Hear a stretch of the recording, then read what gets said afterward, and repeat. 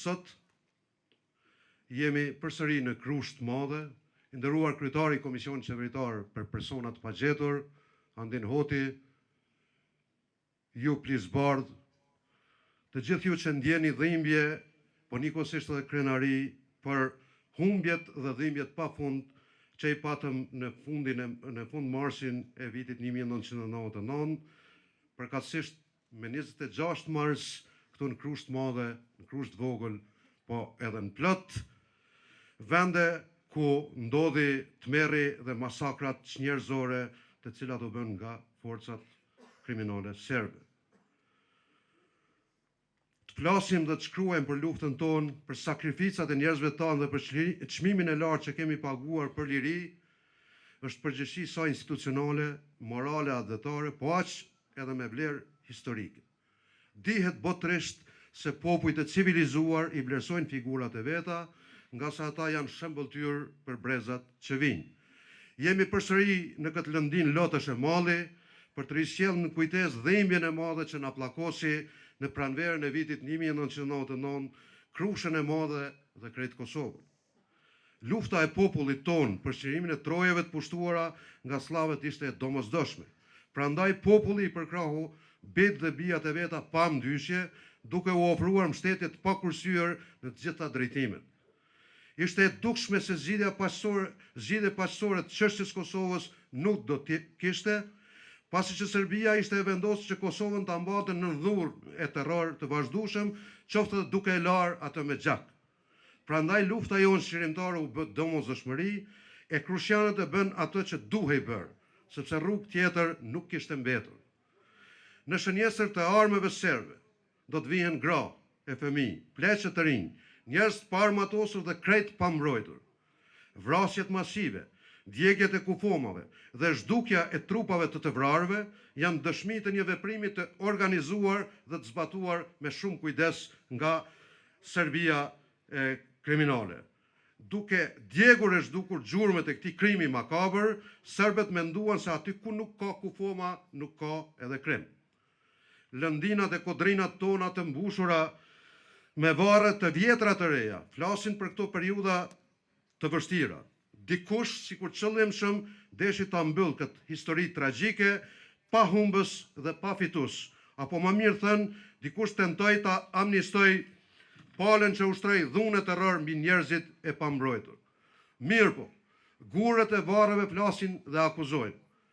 Trupat e njerëzve tanë i dogjën, e shkrumbuan dhe eshtrat e tyre i degdisën gjithandej në për Serbi, ndërsa nënat, motrat, gratë, baballarët e fëmijët tanë mbetën në pritje me shpresë se një ditë do të varrosin më të dashurit e tyre dhe mbi varret e tyre do të vendosin lule e do të derdhin pika loti.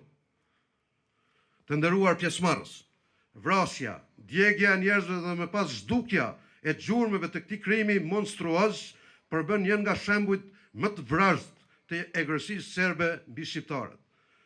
Burra e djemt këtij fshati u mblodhen, u ekzekutuan kufomat i dogjën, ndërsa mbjetët e tyre u dërguan në drejtim të paditur.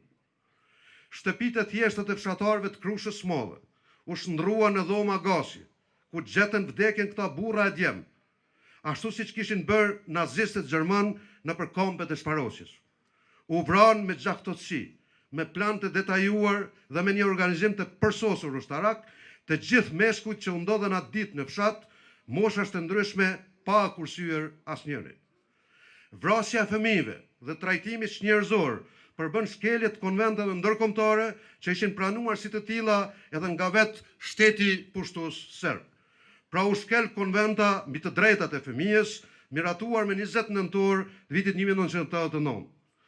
Kjo dëshmohet me vrasjen e fëmijëve në Selin, në Fortesë, në Agaz, por edhe të rinjve të Krushës së Madhe. Po ashtu, në mesin e të vrarëve pati edhe njerëz me aftësi të kufizuara, duke shkelur kështu një parim bazë njerëzor, diskriminimin e personave me aftësi të kufizuar, gjendja të cilëve nuk i pengoi serbët që t'i pushkatonin pas më të voglin keqardhje. Shkelja të drejtës ndërkombëtare dhe ligjeve të luftës nuk përbënte problem për Serbinë, sepse udhëzoheshin nga memorandumet e akademikëve dhe qarqeve nacionaliste serbe për pastrim etnik të territoreve shqiptare. sjellja as pak humane nuk patën as ndaj grave fëmijëve. Fillimisht I ndanë fëmijët e nënat nga meshkujt, duke I detyruar të largohen nga fshati dhe të shkojnë drejt Republikës Shqipërisë, pasi I kishin plaçkitur dhe poshtruar në sy të familjarëve. Me këtë veprim shteti serb shkel edhe konventin për eliminimin e diskriminimit ndaj grave, me një fjalë, Serbia si shtet organizoi spastrimin etnik në mënyrë sistematike duke aplikuar metodën e tokës së djegur. Duke shfrytzuar mekanizmat e dhunës në territorin e Republikës Kosovës, ushtroi dhunë e represion të vazhdueshëm duke rënë ndesh edhe me ligjet e veta. Grumbullimi I njerëzve, ekzekutimi, djegja kufomave dhe më pas zhdukja atyre përbën një shkelje flagrante të drejtës ndërkombëtare. Por, kur bëhet fjalë për shqiptarët, atëherë ata konsiderojnë se nuk vlente asnjë ligj dhe asnjë normë institucionale e morale. Urdhërdhënësit dhe zbatuesit e politikës së tokës së djegur duhet të identifikohen dhe të gjykohen për krimet e bëra, nga se në këtë mënyrë rrezikohet përsëritja e krimeve me përmasa më të mëdha, siç ishte Auschwitzi, Mauthausen, kampët e përqendrimit në Bosnë dhe ekzekutimet në masë të njerëzve pa mbrojtur e të pafajshëm në shumë vatra të luftës kudo në botë, edhe në Kosovë dje dhe sot. Historia mbështetet mbi fakte. Prandaj krimet e kryera në Celin, në Hoxh të Vogël, në Nagac, në Brestoc, në Apterush, në Krushë të Madhe, Krushë të Vogël, Fortesë, Rudin dhe gjithandej Kosovës meritojnë të kenë trajtim të duhur ligjor. Hetimi dhe gjykimi I krimeve I shërben historisë dhe njerëzimit përgjithësi. Historitë që nuk shkruhen nuk mbahen në mend dhe harrohen. Të mbijetuarit I marrin me vete dhe këtu përfundon rrëfimi I tyre. Prandaj duhet të gjejmë mënyra e mjete për të zbardhur çdo krim të kryer mbi njerëzit tonë. Kjo është më e rëndë se sa vdekja. Besojmë se shteti I Kosovës, Republika jonë, do të ditë t'ju jap zgjidhje këtyre kërkesave të kohës dhe se historia e vërtetë e këtij populli do të shkruhet ashtu siç e meriton e një vend të posaçëm në këtë histori të dhimbjes së krenarisë nikosisht është edhe angazhimi permanent dhe këmbgulja për hetimin, për gjykimin dhe dënimin e krimeve monstruoze, gjenocidit dhe etnocidit I cili ka ndodhur në Kosovën tonë. Bashkia ndërkombëtare dhe mekanizmat detyrës do të duhet që të ushtrojnë presion më të madh mbi organet shtetërore të Serbisë për të dorëzuar kryesjet e këtyre krimeve, në mënyrë që të zbardhet e vërteta dhe familjarëve t'ju tregohet për fatin e më të dashurve të tyre të zhdukur me forcë dhe me dhunë. E pajtimi shqiptaro-serb mund të vijë vetëm pasi t'jetë vënë drejtësia në vend, atëherë kur autoritetet serbe të kenë kërkuar falje për krimet e bëra, të kompenzojnë të dëmtuarit dhe të pranojnë fajsin publikisht para botës, vetëm atëherë do të mund të mendohej për pajtim afatgjat dhe për paqe të qëndrueshme. Mirë po, ata dhe më tej fatkeqësisht vazhdojnë ta minojnë Republikën e Kosovës, edhe me tutje vazhdojnë ta mohojnë gjenocidin dhe krimet e organizuar nga shteti. Vazhdojnë të investojnë për të dëmtuar çdo gjë të mirë që është bërë në këtë vend dhe ende synojnë llabrimin e territoreve të Republikës Kosovës. Juve familjarë të dëshmorëve e të martirëve të shumë të Krushës Madhe dhe rrethines, ju ftoj që të qëndroni krenar dhe të dëshmoni vendosmëri për të vazhduar në rrugtimin tonë të përbashkët për të ndërtuar vlerat e vërteta të lirisë. Ju sigurojmë se ne do të jemi krah jush dhe së bashku mund të ndërtojmë të ardhmen tonë të lirë.